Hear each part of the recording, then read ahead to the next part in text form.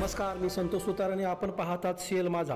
Sir, 13 वर्ष झाली आपला हा कारखाना चालू आहे. काय सांगू शकाल या चंद्रचौकी शेतकऱ्यांच्याबद्दल? ये 13 वर्ष जो हुआ है हमारा, आज हम लोगों ने 13वें सीजन का भूमि पूजन किया है.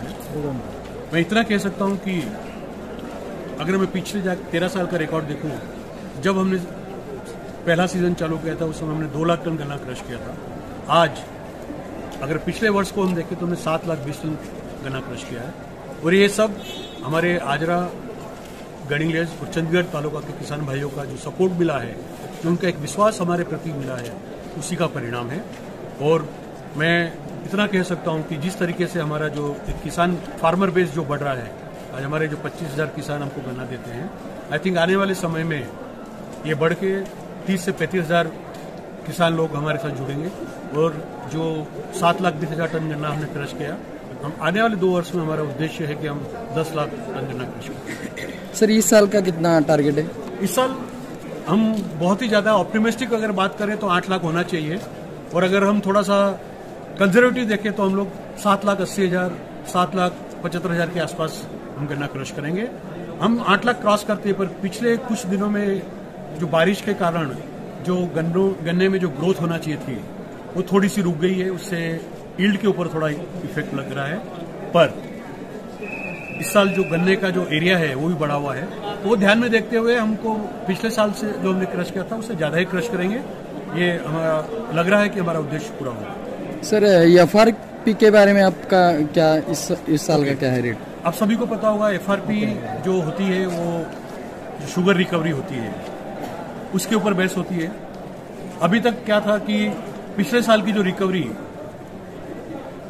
पिछले साल का अगर हम फार्मूला देखें तो क्या था कि 10% रिकवरी के ऊपर 2900 रुपये का प्राइस गवर्नमेंट ने फिक्स किया था. वो इस साल बढ़ा के 10.25% पे 3,050, मतलब 150 रुपया एक्चुअली गवर्नमेंट ने बढ़ाया है. पर एक चेंज किया है कि 10% की जगह गवर्नमेंट ने 10.25% का एक मिनिमम बेस रखा हुआ है. तो ये जो चेंज हुआ है उसके कारण एफआरपी तो बढ़ना ही बढ़ना है. अगर हम हमारी एफआरपी की बात करें तो पिछले साल हमारी जो रिकवरी थी वो 12.66% थी. उसको ध्यान में रखते हुए अगर हमारा HNT हार्वेस्टिंग और ट्रांसपोर्टेशन का अगर हम खर्चा उसमें से निकालें तो हमारा जो इस साल का एफआरपी नेट जो किसान को जाएगा वो 3,000 के ऊपर है.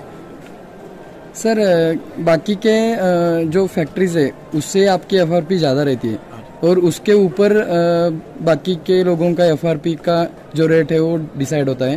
तो आप क्या कहना चाहेंगे, इस साल लगभग कितने तक जाएगा एफआरपी का रेट और क्या होगा? जैसा मैंने बोला कि हमारा एफआरपी जो है 3,000 के ऊपर जाएगा. बाकी आजरा, चंडीगढ़ और गणिलेज तालुका में जो भी फैक्ट्रीज हैं उनकी अगर मैं पिछले साल की रिकवरी देखूं तो उनका जो एफआरपी होगा वो हमसे कम होगा. पर होता क्या है कि जैसा मैंने बताया, अगर वो हमारी एफआरपी को मैच नहीं करते हैं तो किसान शायद गन्ना देने के लिए थोड़ा सा हिचकिचाएगा. तो उनको भी सर्वाइव करने के लिए वो हमारी एफआरपी को मैच कर सकते हैं, ये भी इतना कह सकता हूं. पर जो जिस तरीके से हम लीड लेते हैं या जिस तरीके से हमारी फैक्ट्री की जो रिकवरी हर साल ज्यादा होती है, वो एक इस तीनों तालुका में एफआरपी का बेस तैयार करता है. तो मैं ये नहीं कह सकता हूं कि बाकी फैक्ट्रीज की एफआरपी क्या रहेगी. अगर एक्चुअल एफआरपी देखें कैलकुलेशन के हिसाब से तो हमसे 100 से 150 रुपए का फर्क रहेगा. पर अगर उनको मैच करना है या उनका अपना बिजनेस करने का जो मॉडल है उसके बारे में मैं कमेंट नहीं कर पाऊंगा. या आपल्या हिमरसच्या माध्यमातून आपण आज इथं हे डिपार्टमेंटमध्ये आहात, तर शेतकऱ्यांना काय आवाहन कराल? मैं शेतकरी को इतना ही बोलना चाहूंगा कि हिमरस के प्रति आप लोगों को विश्वास रखना चाहिए.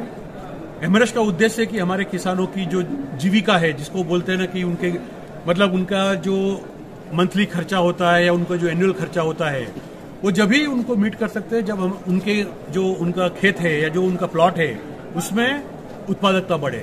और यही ध्यान में रखते हुए हमारे किसान भाइयों को सपोर्ट करने के लिए हम 2 प्रोग्राम चला रहे हैं.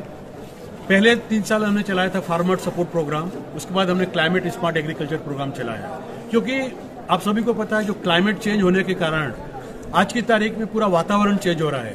पहले हम लोग बोलते थे कि जुलाई तक ही बारिश होगी, अभी बारिश किसी भी मंथ में होती है. तो ये सब ध्यान में रखते हुए हम जो हमारी तरफ से, हमारी कंपनी की तरफ से जो टेक्निकल एडवाइस उनको दी जाती है उसका उपयोग करें, और हमारे जो गट ऑफिस है, हमारे जो क्षेत्रीय अधिकारी लोग हैं उनसे मिले, उनकी जो भी समस्या है उनका जो निवारण करने के लिए हमने एक 80 लोगों की एक टीम बना के रखी हुई है, और उसके साथ में हमारे साथ VSI के रिटायर्ड एक्सपर्ट लोग भी जुड़े हुए हैं।